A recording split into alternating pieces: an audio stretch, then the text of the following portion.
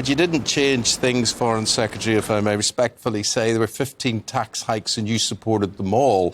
But I would also say, I mean, the good news is 82% say she's our woman of our viewers saying, right, they want you. And you say, we'll tackle the rising cost of living. Absolutely right. 2/3 of people, that's the main priority for them. That's the good news. The bad news is, If I could just say, Eamon, if I could just... Yeah. Sorry, if I could just say, Eamon, on the national insurance rise, I opposed that in Cabinet at the time. I said it was a bad idea at the time. But I'm a loyal person. I respect Cabinet collective responsibility.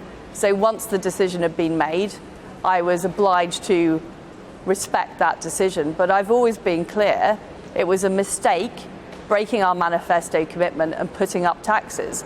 And I would never have done that if I had been Chancellor or Prime Minister.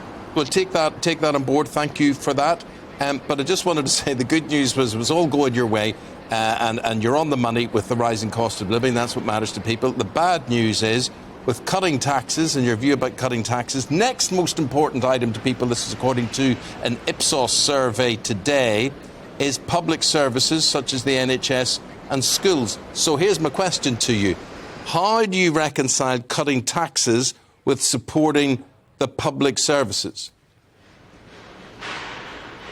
Well, the way that we're going to fund our public services, and I'm very committed to building the 40 new hospitals we've promised and continuing to fund the NHS and education, is to get economic growth up.